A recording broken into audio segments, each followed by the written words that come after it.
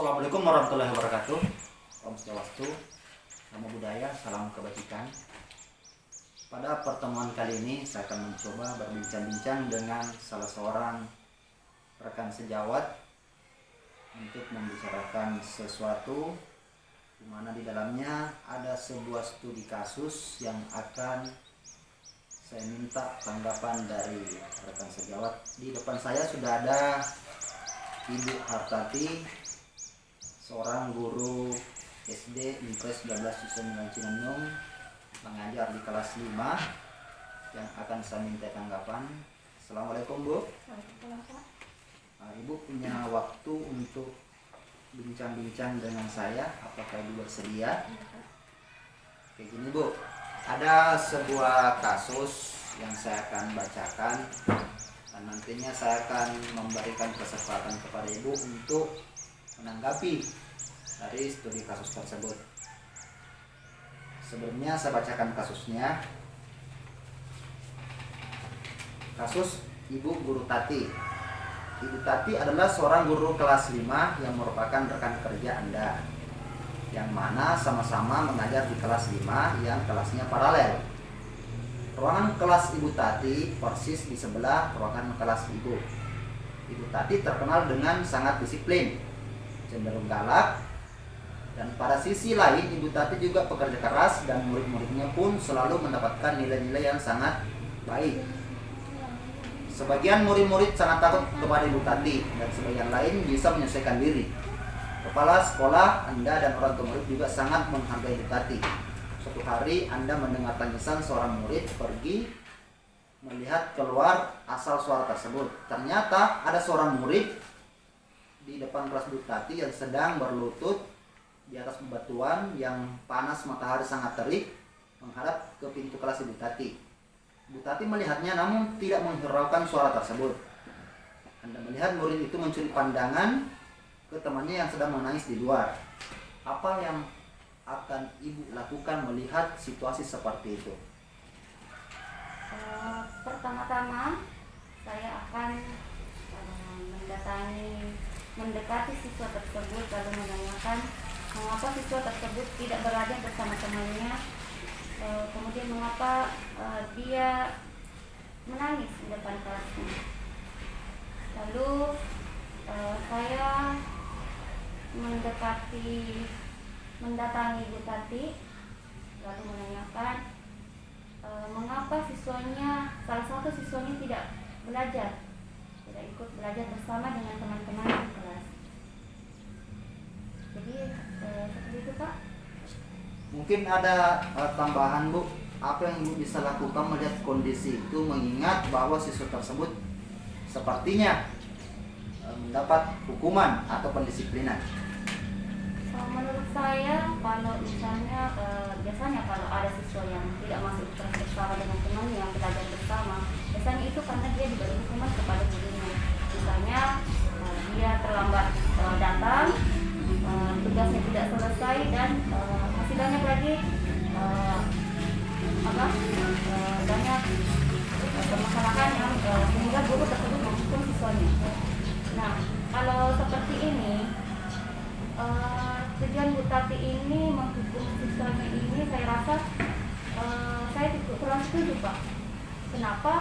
Karena penegakan disiplin dengan hukuman itu saya rasa hanya akan membuahkan sikap disiplin yang semu, karena akan sikap disiplin yang semu yang lahir dari rasa ketakutan, bukan karena kesadaran akan perbaikan perilaku anak tersebut.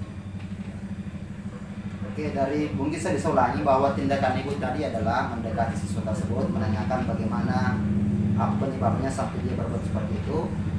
Yang kedua, mendatangi Ibu tadi sendiri untuk mengkonfirmasi ulang mengapa hal tersebut terjadi. Saya boleh bertanya seperti ini Bu.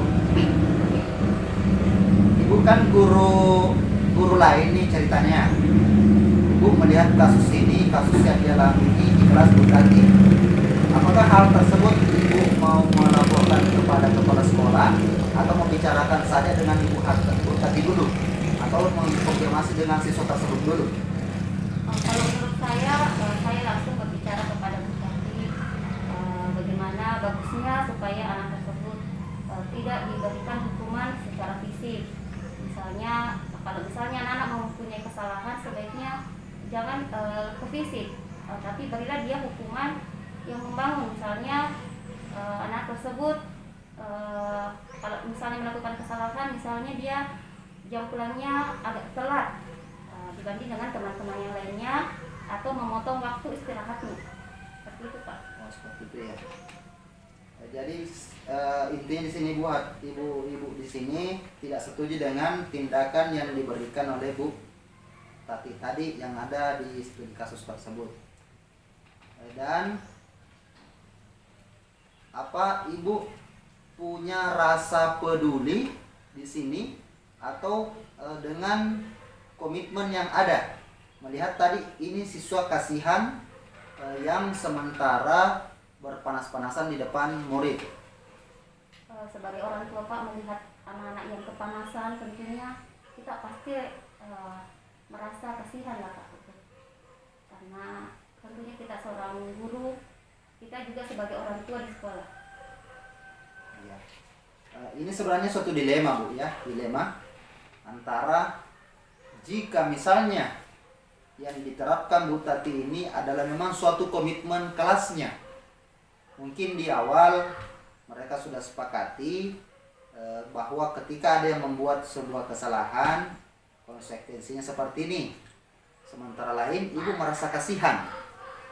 Terus pertanyaan selanjutnya dari saya, bagaimana ibu menanggapi antara komitmen yang telah dibangun bersama dengan rasa kasihan itu? Yang mana ibu dahulukan? Atau bagaimana langkah sebelum komitmen itu? Kalau menurut saya sebaiknya komitmen tersebut yang sudah dibuat itu dibicarakan ulang, kemudian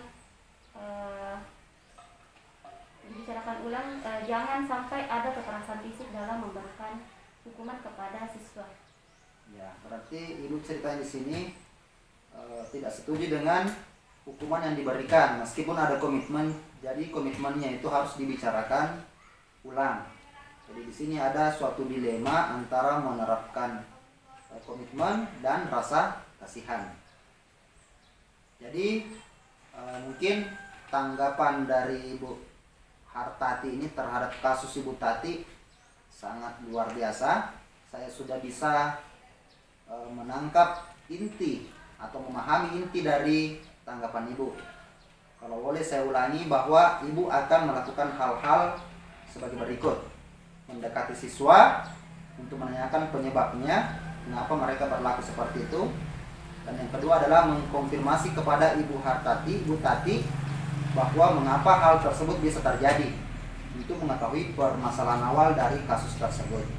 Dan yang ketiga, meskipun itu sudah komitmen awal, yang perlu dibicarakan adalah bagaimana membangun sebuah komitmen kelas yang bersifat pendisiplinan, bukan dari segi penghukuman.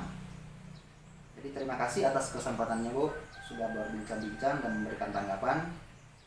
Jadi mungkin cukup sampai di sini. Sekian untuk pertemuan kali ini.